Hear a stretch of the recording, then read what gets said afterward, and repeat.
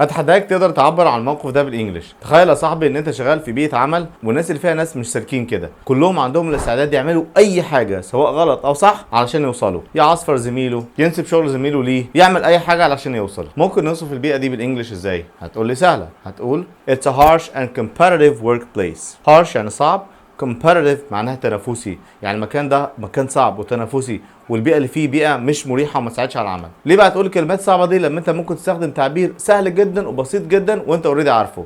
التعبير اسمه a dog eat dog world.